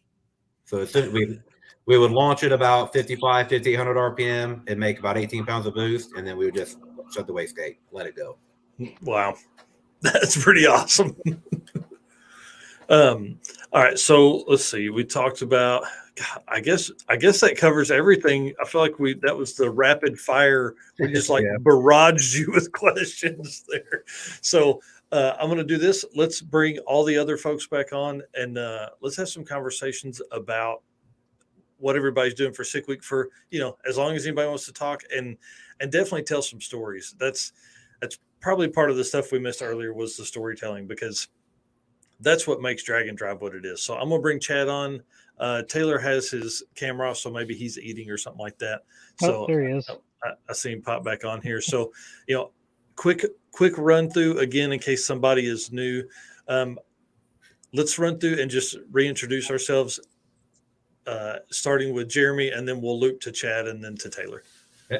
Jeremy Howell, Firehouse Fabrications. Chad Fegley, the Shop Inc. Taylor Hedrick, Elite Equipment Company. Awesome. Well, if people are just getting here, guys, the reason you guys are here is y'all are the fastest stick shift drivers in Drag-N-Drive at the moment. He's the fastest. Well, You're yes. the fastest. Yeah, you're the fastest to finish the week. And I think that's what everybody needs to understand, is like, cars may be faster. People may be able to lay down a better pass, but you got to make the whole week. Taylor almost didn't finish drag week because of this. I don't know if I'd have pulled the heads and gone to the short block. You know what I mean? But I think that's impressive. I got to say, I don't want to work on my car at all. So for you guys to be doing that is freaking awesome. I love it. I won't do it again. I watched him do it. They were pitted right behind us at Cordova, and we got to our Airbnb that night, and I checked on Facebook, and he had just posted that they started it. I was like, man. Wow. Yeah, I watched Rich Guido do head gaskets on the GTO last year, and man, you guys that work on that kind of stuff is awesome, because I don't. I do it all week. I don't want to do it on my vacation too, Right. Yeah, I think a lot of that runs into people being around you and really pushing you to do that. We broke the trans in the Narcs cart, and it was late in the day. We would have had to repair it, and then a 4-hour drive to Oklahoma City. We're like, there's no way we're going to make a pass to finish the week. So we just gave up. I haven't touched that car in a year and a half. So it's got to get back out. But, if you're in the thick of things, you hurt the car at the track, and there's everybody standing around you that has parts or has an ability to, get you parts. I think that's what makes the Drag-N-Drive community so great, is that you end up, everybody's like, hey, let's do it. I'll grab a wrench and start taking stuff apart too. Yep. It's pretty awesome. So do you guys want to tell some stories? You want to anybody else break anything on a drag week or race week or anything like that? Knock on wood, I've been pretty lucky with that. Try to just be as prepared as possible before I go, and been pretty lucky so far. Hopefully it stays that way. Yeah, right. Yeah. We hope it does for you for sure, because your wife's a co-pilot. So right. Be like, honey, pull that head off. I'll pull this head off. We'll be good. Engine wise, it's pretty easy to work on, but everything else wise just suck. So hopefully, if there are any issues, hopefully it's up front, because that's easy to do. Anything for sure, clutch, rear end, tranny wise is a nightmare. So especially now that I did a 25-2 in it, with having to have the number 1 bar that goes underneath, you can't drop everything out like you do on a Corvette normally. So it all has to come straight out the back. So you have to pull everything out. It's not fun. Yeah. So with the torque tube, how does that work? Everything has to come straight out the back. So I got to pull the diff off, then the tranny, then the torque tube comes out, then I can get to the clutch. It's probably realistically easier to pull the motor out. Do you have a window to adjust your clutch? I do, on the bottom of my bell housing. Yeah. Wow. That's wild. That is wild. So we talked about tires. Everybody seems to be running different tires, I guess. Jeremy, did you say you were on slicks? Is that right? Yeah. Slicks, and I switched back and forth between the slicks and pro bracket radials. For drag week you did? Well, for whatever clutch I had in last year. Oh, when I got you. Frame clutch in it last year. With drag week, I had slicks on it. Then when I went to the advanced clutch, I put the pro bracket radial on it. I got you. And what's your plan for you going to be on slicks, because you have the diaphragm clutch in for Sick Week? Yeah, exactly. Hey, see, I'm picking it up. I remember this stuff. I won't remember it by the time we get to Sick Week in 19 days. Yeah, for sure. So and I think everybody's running T56 for trans, right? Mm-hmm. Yep. That's what I thought I caught. Yeah. That's what I have in the 240 as well, but it's bone stock. Yeah, but that's an NA car. Like you don't have any nitrous or anything like that on it yet. So no. Yeah, the Mustang's a little different. What trans do you have in the Mustang? Is it a 400? It's a 350. Yeah, it's a twin turbo LS setup in it. It's a cool car. I keep trying to bend his arm to do one of these. He's talking about doing Six Summer because it's around the corner from him. But I'm like, man, I need you to go and get content because I'm not going to be able to be there. So I can be the media guy and still drive the 240 there. I don't know, man. Maybe like drive the car. You can't race and do it. It's too hard. I tell you. No, it's tough. We're already registered for Six Summer as well. Oh, nice. Cool. Yep, Where is Six Summer at? Basically where Drag Week was last year. Okay. Yeah, Cordova and Byron and Great Lakes and something else. Tri-State or something like that. Yeah. Yeah, I think that is. Yeah, Cordova, Byron, Tri-State, and what was the other one? Great Lakes. Great Lakes, yep. Yeah. Okay. Yeah, it's going to be a good time. That's unfortunately the same week as Autocross Week, and I'm announcing it Autocross Week, so I'm out there. But anyways, yeah, it's going to be a good time. So, well, guys, what do we want to talk about? What's some questions you have, or what's some questions in the audience that maybe we've missed here leading into Sick Week? Again, 19 days. Jeremy doesn't have his motor even in his hands yet. Nope. Taylor's right now. Taylor's putting his together, got the turbo laying on it. Chad's, is yours together? Like you're ready to go? Together. I freshened the motor after race week last year. I had an issue getting ready to go to race week on the dyno. I burned a plug and knocked some porcelain off and dented the shit out of the top of the piston. So I put new pistons in it, freshened it up, and I just dynoed it again the other night. Probably going to dyno it again tomorrow. And then it's just get the trailer ready for a 2-day drive and go from there. Yeah. How many miles is it to start for you? It's a bunch, right? It's a bunch. It's 23 hours from my house to Orlando. So are you driving the Corvette? No.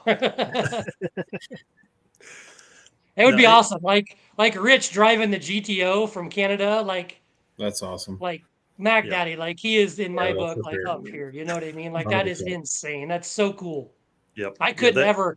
I'd be so scared to drive the Vet that far. Like that's nuts. But dude, and you'd be way easier driving the Vet. Parts are way more available for that than the GTO. You know, for sure, absolutely. Yeah, you just have to drive the Vet that far. That'd be hard. We do have a question here. Red Hat Scotty is saying, "What made you want to do a Drag-N-Drive event?" So, do we want to start with Jeremy and kind of go around with that? Yep. I just think they're cool. Like, I think High Rod came through Indy years ago, 2012, 13 or something like that or whatever.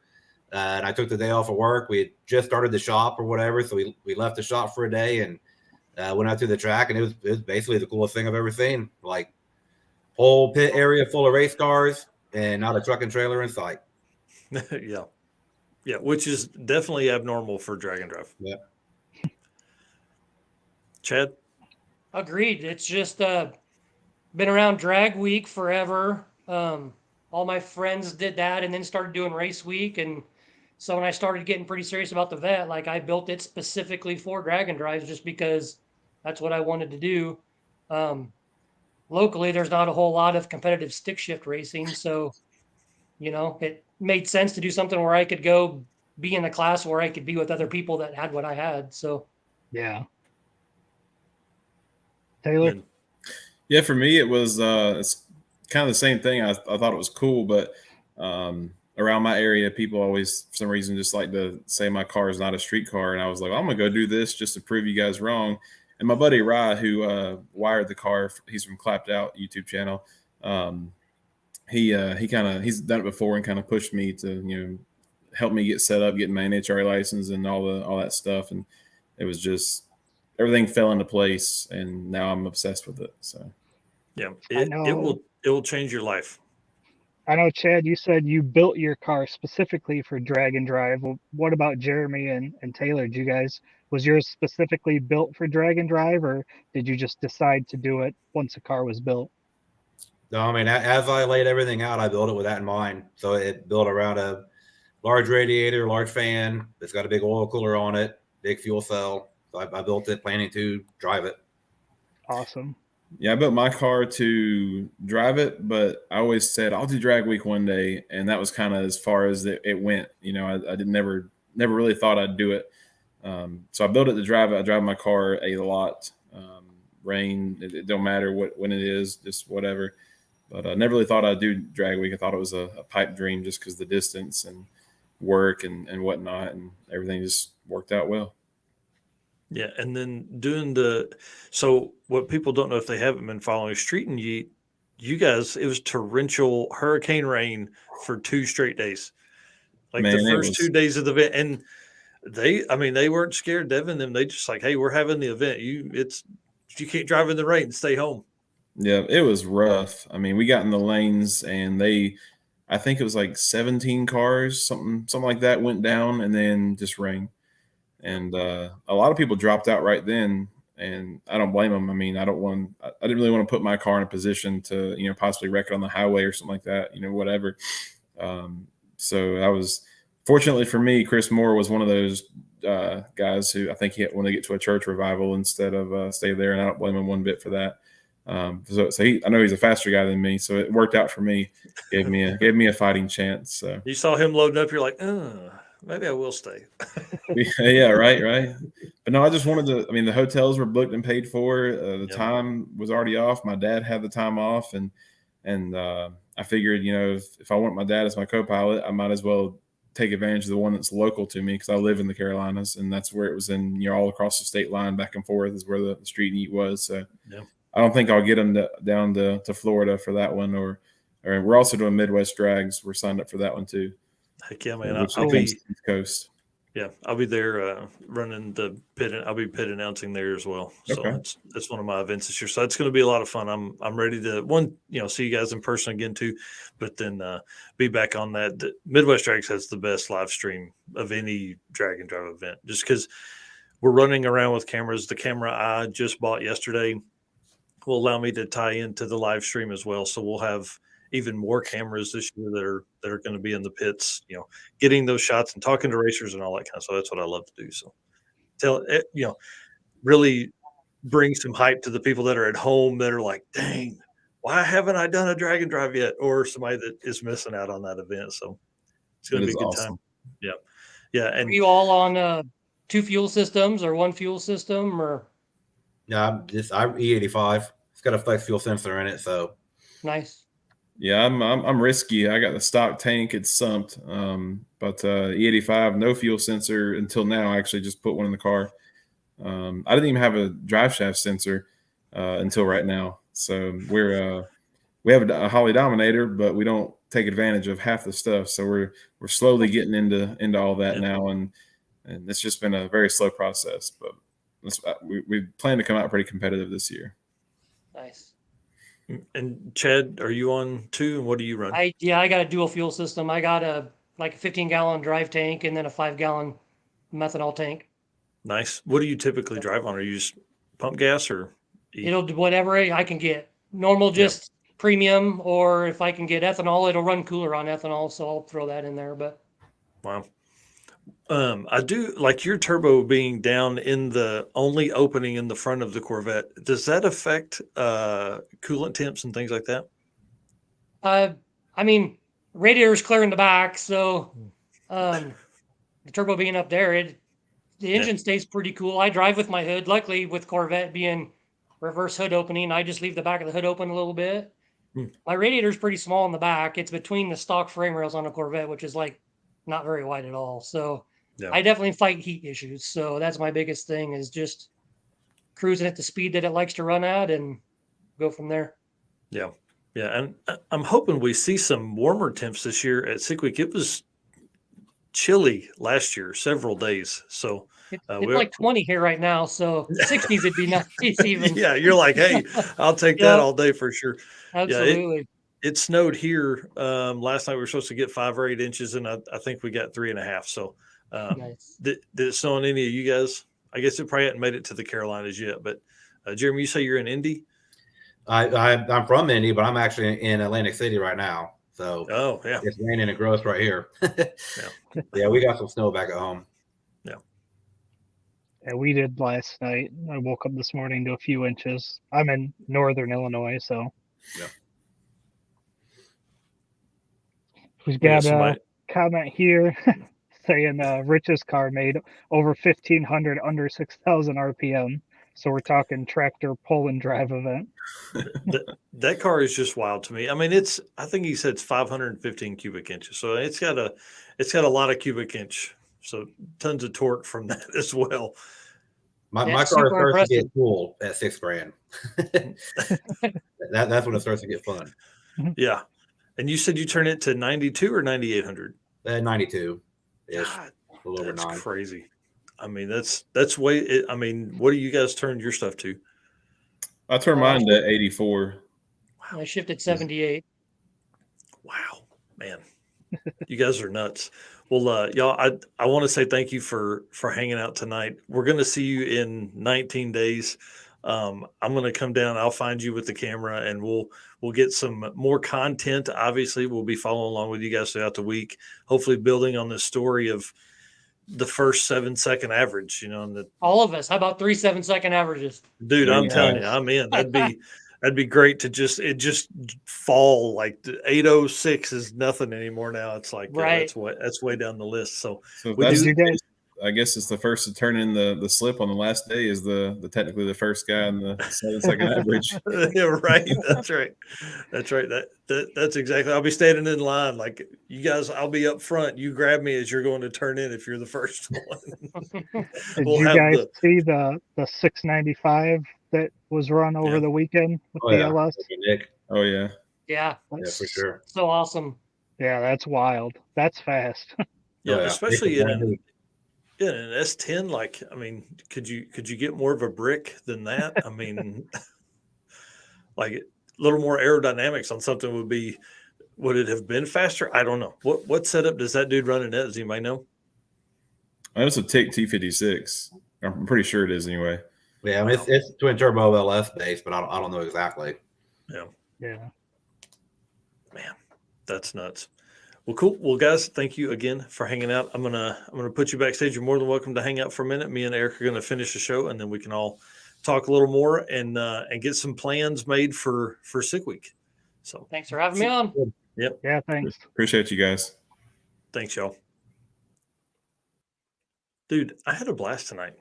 It's Those guys are awesome. I really learned a bunch. Like there's so much to stick shift racing that, you know, Chad and those guys were talking on the clutch burners that there's no like somebody could have the exact same combo as the racer next to them and they run a completely different time because of their ability to shift gears and things like that. So Yeah, and like I said, me having a T56 and a 240, it's like a lot of the stuff is still new to me. So Yeah. I guess once I start going faster, I'm definitely gonna have to learn a little bit, huh? yeah. Once you start racing that thing at Drag-N-Drive event, you'll have to start learning a little bit. So I want to say thanks to Dirty Panda. I saw his comments throughout the night. Hashtag Race Car Friends is our probably one of the best ways to find Drag-N-Drive.com's content on Facebook. You know, we have so many people that are obviously race car friends with us. I do want to say thanks to Sweet Patina again for sponsoring the Built for Drag-N-Drive. We have a new segment coming up. I will put this out there right now. We are not going to do the Drag-N-Drive news this week. My daughter has a gymnastics tournament and is competing Saturday morning. So I don't need to be on the live stream Saturday morning talking to race car people. I need to be focusing on her, you know, and then, so we'll have it back the week after that. And I'll have all kinds of cool content that is, you know, obviously Built for Drag-N-Drive is what we kind of center around for the Drag-N-Drive news. And that whole segment is brought by Sweet Patina. And then Molly Motorsports, obviously appreciate them for coming on. They are definitely helping us buy better equipment, make travel arrangements for these trips that we're planning for this year and things like that. And then everybody sees our friends Racing Junk right over here. We have a trade partnership agreement with them. So it's really kind of fun. We'll be probably, I would think next week, let's maybe kick that back off, see what we found on racingjunk.com on the classified. So And what's Yes. pretty funny, as I was going through my Drag Week 2022 photos, the Malibu wagon that I had posted for my Found on Racing Junk was one of Yeah. the photos that I went through. How cool, man. So it's actually, yeah, one of the ones that you saw. If you guys haven't seen that episode, was that 2 weeks ago that we did that or last week? I think it was 2 weeks. Yeah. I can't believe we're on episode 6 of this already. So thank you to Yeah. everybody that's hung out tonight and has watched this and been through this with us. It's only going to get better from here. We're only going to have better guests. Not that any guest that we've had has been bad. We're just going to get so many more stories. There's so many opportunities within the Drag-N-Drive community. And as these events grow, new people come in. So it allows for new stories and all that kind of stuff. So we'll see you guys at this point, I guess, next Wednesday. Man, it's weird to be not live for more than a week or for a week. So it'll be strange. So anyways, all right, Eric, tell them bye. See you guys later. Thanks for watching.